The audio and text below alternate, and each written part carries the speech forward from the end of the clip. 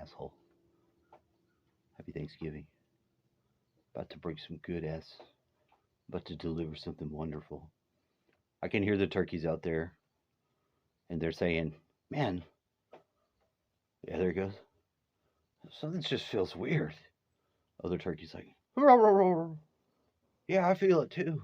All right, everybody in how many millions of people are eating turkey right now? Just eating turkey. Nothing, exclusively you. You think? I mean, if someone was exclusively having a feast and they were eating humanoids, like from your planet you live on, maybe in some underground on a holiday we don't celebrate on the top, I think we might get a feeling. We might get that uneasy feeling. So something interesting did happen.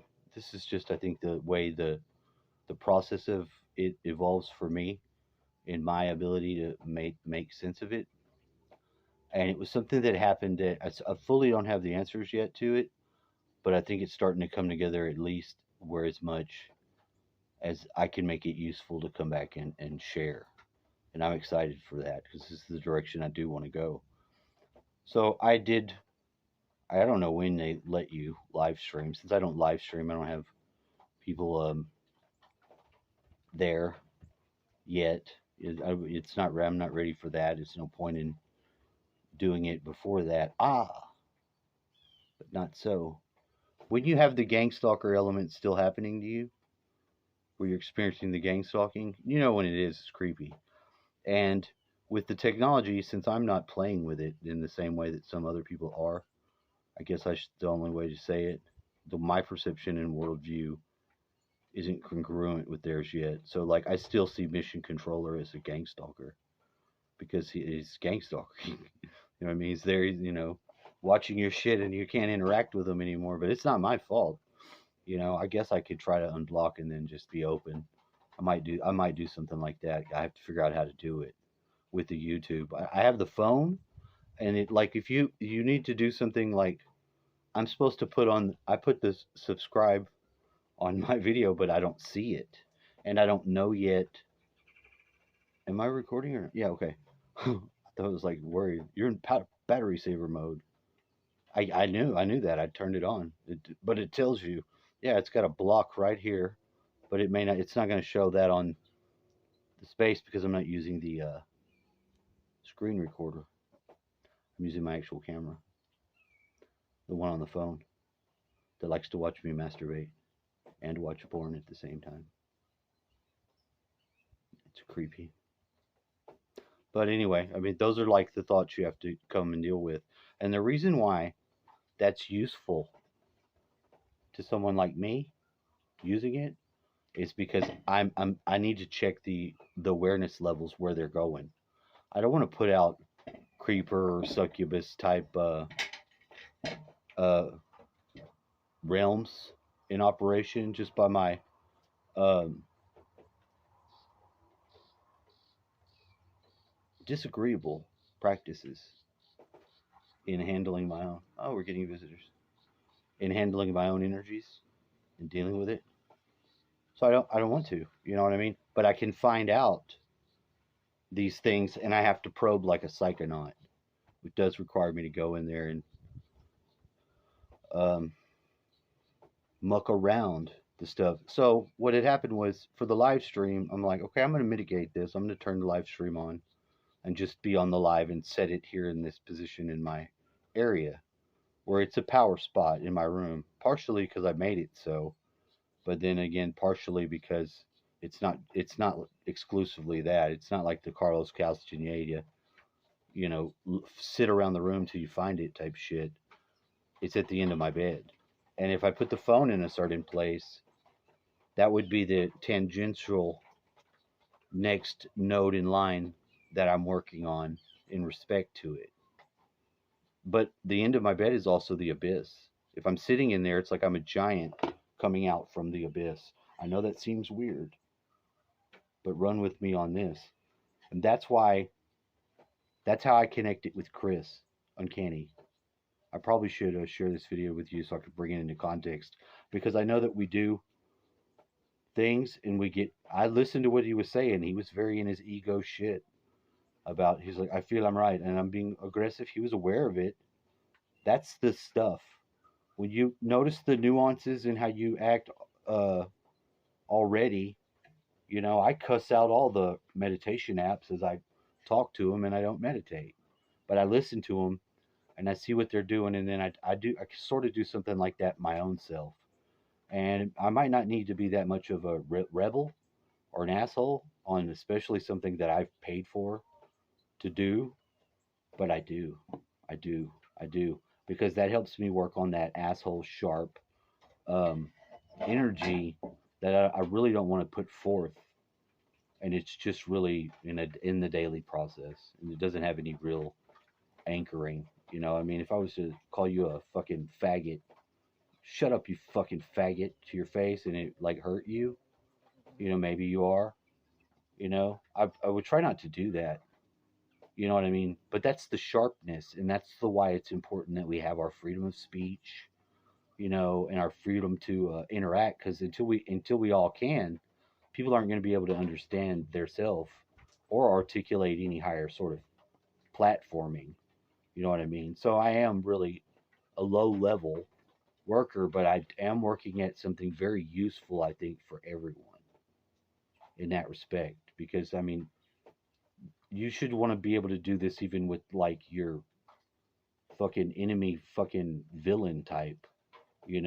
Oh, they may take it a different place themselves, but whenever we're realizing how the energies all interact, then we also can have a villain that can come out of being a villain if they don't want to be.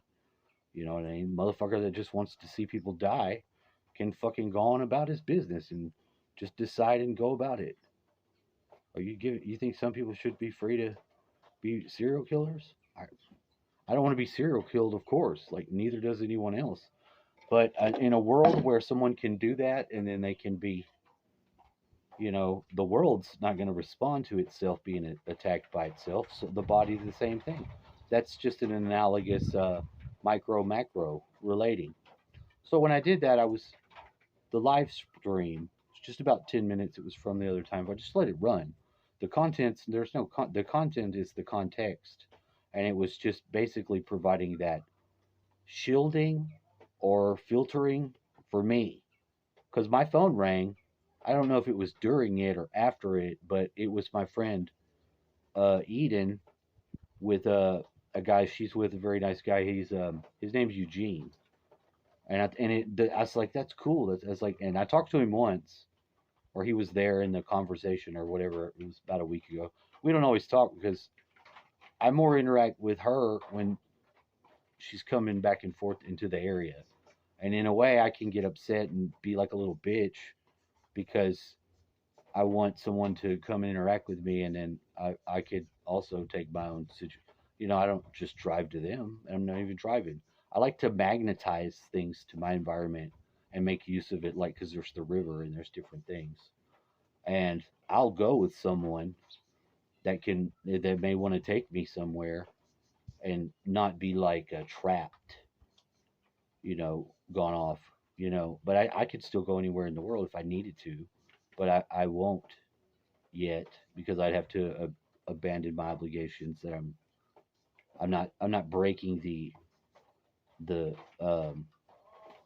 I'm gonna be available for this guy. He's got all kinds of shit going on, and most likely it seems till his day of death, and that could be longer in the future than he expects. But me too, me too, me too. So that's kind of like how it is. And and so yeah, she called me and he wanted to ask me.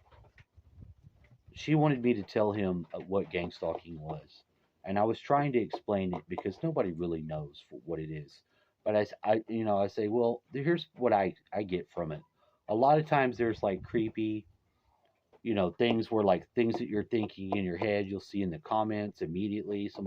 Or someone will come and say it. That's on the creepy end of the scale of when it happens. But I've taken the point of view, and I've heard him explain some of this. At least Thomas Bearden in the Gravido Physics, when I listened to it as an audiobook, it talks about these waves of arrays and them being, of course, they can be longitudinal waves, the ones that are gravity waves, and then there's the scalar waves. The one he says it's not scalar. It's what you know what I mean. That's the one that goes superposition. It's everywhere at once. Your remote viewing uses it because it's immediate and it can't be stopped by um, Faraday cages and shit like that. Aren't gonna fuck it up. You can see. But other things, we have other abilities that tie into the lower parts, and they still will telepathically cause a communicating too. This is the story. Let me put it back together. So I was working on that experience from being targeted, but from myself. I said, well, then let me mitigate it now because I saw Mission Control's name, Gamer Girls, on a list or I don't know what, or I don't know if it was notified. I don't know what it was. And frankly, that's not the way I'm going. But I read it. I saw all that shit. It didn't trouble me like that. This is how I'm interacting with this person in the most useful way that I have as myself being from this perspective, because I don't think he means me any ill will at all. My personal belief is that like he was coming from somewhere else, maybe in his own shit, but he was very rude, pissed off, like some like a gang stalker observer of me, and it's not like I'm sitting there, you know, watching porn and thinking about how fucking I'm gonna get this person. No, that's not it. It's the fact that that person is involved in me in my process like that I'm not okay with. Does that make sense?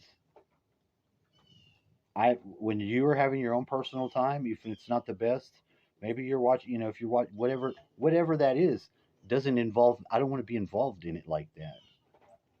If I can help and be helpful in a way that I want to be helpful, I want the people to call upon me, and I do. And I'm having this issue with my ex too because I don't want her involved even in my dream world if she's not going to be a person in my life. And that's very important shit because if you're having someone have a fucking succubus relationship with you in your sleep and they're sucking energy away from you and you're going to shrivel up and die or whatever the fuck it is, uh-uh.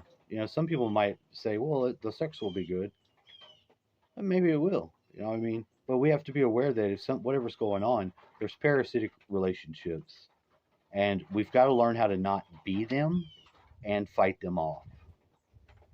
So, my friend Courtney, she's a little cray, admittedly, not a big deal, but she's not. She's very gifted psychic and targeted too. And she's thinking me and Eden are trying to fuck her over later, trying to like fuck her over or something. And I'm like, well, that's very strange. Because, I'm never fucking doing nothing like that. Fucking another one too. And I like Elizabeth. Alyssa, I change her name though, all deliberately and shit. And I don't like bringing her up to the other people because I actually try to isolate from doing that with her, and she was like thinking I was hacking into her fucking, and I don't know why, because she's being stalked. I haven't validated my um integrity enough to not be imagined doing some shit. That's my conclusion. I want to get that straight that I don't want to be imagined fucking with you right now. I want to establish that because I'm not. You know what I mean? If it's an attractive lady and I think about her and she's attractive and it could be fucking with her, I address that now. I'm saying I don't want to be that. We all have like the people in the popular culture that will get behind our defenses and like, fuck, I like to see Katy Perry naked's body more than normal. Jennifer Aniston and Catherine Zeta-Jones.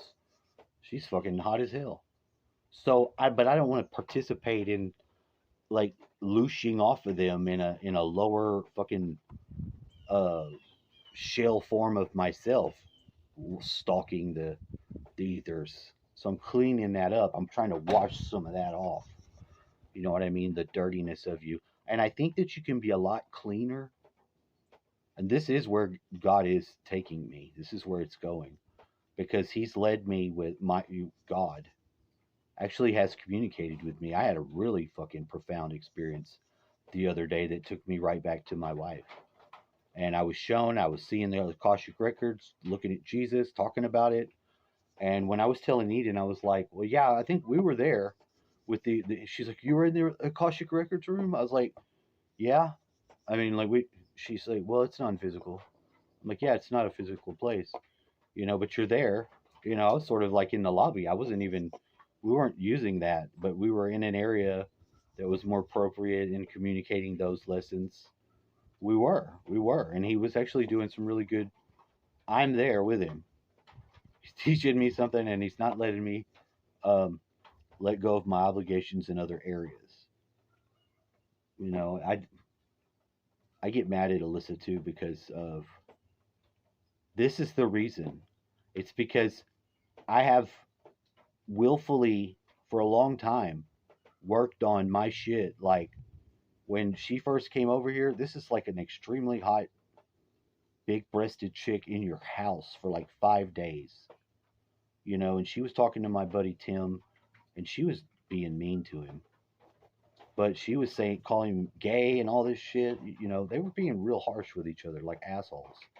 But I mean, I thought because the way he talked sometimes that he was gay or something too, and had that thought because a lot of times highly intelligent males sound gay.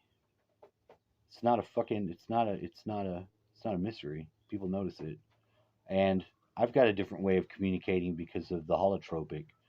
My brain doesn't process, or I don't have the thoughts, but I have to translate them out to the language, and there's a dyslexia going on in that because I do have dyslexia.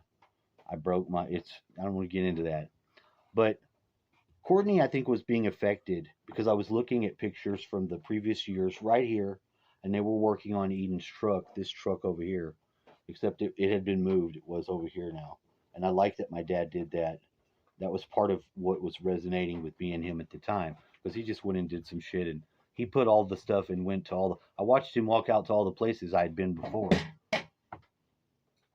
Attenuating. And I say shit like that, and that's what I mean. I'll walk around areas and have experiences, but then when I'll watch him go to those areas, and I'll start to be like, you know, because of that's how I'm learning. Even in your own environment around, when you go and you fucking have something like this, you hit your tuning forks on it, and you get the vibration go through your body, you start to know. You notice things. You notice the spots. So Courtney had communicated. Me and her had a telepathic communication years before. She went with Wayne's. She was enamored by Wayne, of course. And while over there, stepped on a nail, like fucked her foot up, was bleeding, and was able to communicate. I bilocated and I helped her out. But I remember it differently and had a different conversation. She bilocated and wasn't all fucked up with the nail the same way, you know? And we communicated. Now she's thinking that people are messing with her that are not, but they are also people that are pushing the envelopes in their understanding. Eden sometimes plays a lot more times than not is the Satan role, like a female, like that energy, and she is, and it's more like if the devil was Lucy, uh, that's the energy it is. It's a mental, because she has good thinking. She can conceive concepts that are kind of lofty, and still, like myself, is sort of loosely ambiguous on some of the things because she keeps calling it Indra, not Indra, uh, Vishnu, the destroyer. I say he's not the destroyer; he's the preserver. And then she's like, well, I'm not. I don't think so. And I'm like, I think I'm right.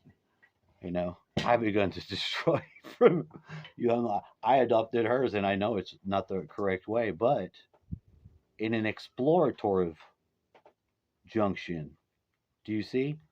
It causes me to think and take things differently in a less physical, more mental fluidity that is necessary for the male female shit. It really, I mean, it is because you're not always trying to fuck some woman just because she's attractive either. And just because you are a man that is desperate as hell because you haven't had a woman doesn't mean that you're just gonna want one. Just anyone.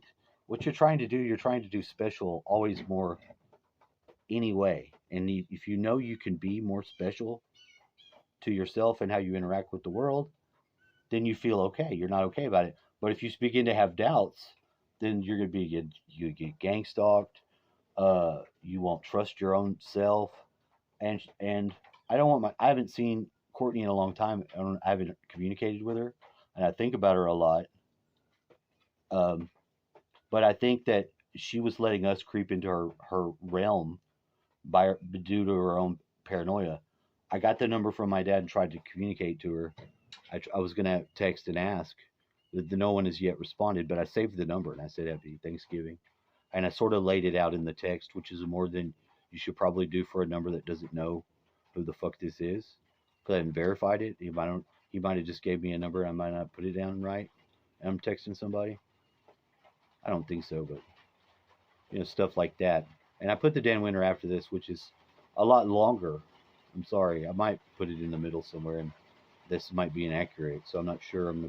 But I'm going to leave the Dan Winter thing because he's talking about the most basic this that there is, and it's that transitional place through death gateway. Because a lot more times I'm in a transit zone, like I'm in a whirlwind as I'm going through like a tunnel and walking around in my daily life. I didn't leave the world yet. I'm pretty sure one day I will. And in one way, I'm actually already operating as a projected thought form from my actual location. No, I'm not a 3D Earth human. I'm a thought form projection manifestation of a 3D Earth human myself. I've already died. This is the best way to go. Happy Thanksgiving. Brain you want to be using is the heart brain. Your heart literally becomes a laser. That story is at realheartcoherence.com. And I was actually credited in the medical literature with inventing the word heart coherence because we developed a math that's called the second order power spectra. So your heart becomes a laser when you speak your passion. I'm so glad I got to actually meet you and dive in with you for a minute before you start your presentation. Alan wanted me to ask you about spiritual hygiene. Right. Well, that is the conversation today, is that, the real lesson of the extraterrestrial history is a science lesson. And that lesson is about astral hygiene and how your plasma becomes literally on fire, as in your heart. And when your heart is on fire, and there's also what we call flameinmind.com, that plasma fire's density is what sorts your aura and literally burns out the parasites, as it were. So the hygiene is a matter of getting density, literally charge implosion in your aura, the quality of grace. And that's what we're talking about today, exactly. That's what we're talking about. Oh my gosh. Well, I'm going to turn my camera off and have you take it away, and I'm going to sit here with a pen and take notes. Well, thank you. I'm happy to be here, everyone. As you know, I'm Dan Winter, fractalfield.com, realheartcoherence.com, and we have been teaching the physics of consciousness for 30 years. Our YouTube channel has 2 million views. And so, what we're talking about today is, what is a real star being? And the concept of a star being actually is more accessible to science than you might think. The solar flare output has been measured 11 times, affected when 1 million children sang the same song. The solar flares go, ah. So the plasma of the sun is actually inhabitable. And in fact, every sort of major ancient religion on this planet essentially starts with the concept of a sun god religion. Like when Osiris was really Enki, If he didn't inhabit the sun, the Nile wouldn't flood on time. Well, people think that's a metaphor, but, I'm here as an electrical engineer to talk about the physics of how you inhabit a plasma cloud. You get centripetal, as in, we've talked for many years how shaman would steer a tornado. Their aura literally embeds centripetally in the center of gravity of that tornado by empathy, by compassion, by feeling the pain of the tornado eating food. That's a story we've told many times. So if you understood how your aura can become centripetal enough to embed, nest, become the center of gravity centripetally, and you could steer a tornado, we've always said, well, if you could steer one tornado, you could steer everything that is physics, because physics is made of nothing but tornadoes. I mean, string theory, wormhole, vortex. So effectively, if you could learn what made any vortex centripetal, then you could learn how to inhabit a plasma cloud, starting with a tornado and eventually a star. I mean, a sun. I mean, a star being. So the idea is that the literal physics of what makes your plasma cloud, your aura, your ka, your rainbow light body, whatever makes it centripetal is obviously the key. And the theme of this presentation is that, you could spend many lifetimes studying ET history, and then you could study the ET personalities. But I have always strongly suggested that history is a nightmare you can wake up from when you learn the science lesson. And ET history is no exception. And so I'm suggesting that even the controversies about ET history ultimately are resolved in a science lesson. And that science lesson is really quite simple. The climax of that story is called Fusion in the Blood.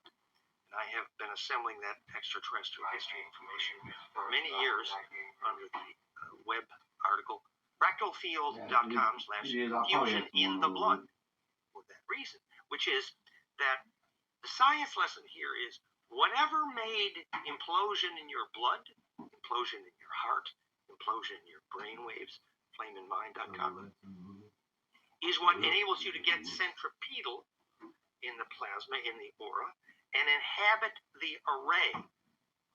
You see, so many people talk about, what it is to be in the fourth and fifth dimensions, but very few scientists are even willing to listen to those conversations because there's no physics. Oops. But now we actually have the physics. The physics started with when we learned the physics of lucid dreaming. That we have a plasma device called Therify.net in use in 25 countries doing rejuvenation. And that device creates what's called conjugation or implosion of plasma. It's like pine cones kissing noses, and it becomes centripetal. So you're lying between these plasma tubes. We'll show you a picture. And what we learned is that we were able to consistently trigger lucid dreaming. And we now know the physics of lucid dreaming, and therefore the physics of where you go when you die, for example. You inhabit a larger array because when your aura becomes centripetal, it spits out a coherent field effect called, incorrectly scalar, the correct term is longitudinal interferometry, longitudinal waves, which are compressional waves, not transverse, but compressional, longitudinal waves into an array, sometimes called heaven, or plains of Sharon, or ancestral memory, or Akashic records. We got too many names for the thing, but not enough physics. But now that we have electrically determined what electric field triggers lucid dreaming, and therefore how to take memory through death, we can talk very precisely about what it is to be in that quote-unquote next dimension. Because what allows your aura to inhabit that bigger array, for example, the array of a star being, the array of a sun god, you get centripetal in one node of that array, and then the longitudinal or compressional waves propagate in a geometry that looks something like this. It's called the Star Mother Kit, goldenmean.info/kit. It's the only possible 3D fractal infinite dodecaecosa stellation. It's called the Greater Maze in Theosophy. So that only possible 3D fractal array, think Jodie Foster's Dodeca in Contact, where she lucid dreamed. So inhabiting that array is a matter of getting centripetal enough and then coherent enough, and those compressional waves then bounce coherently only at the nodes of that array where the compressional inertia exchanges information energy with the transverse up and down components of that electromagnetic field, which don't go as far. So if you want to contain heat, for example, at a distance, the physics of action at a distance is this longitudinal array. The physics of what is a gravity wave is this longitudinal array, as Tom Bearden proved with equations in the book Gravitobiology. So we're learning something about inhabiting the array here. And so I want to go back now and say that this is in fact the science lesson which resolves the whole history of the ET story, and it resolves the conflict of personalities, for example.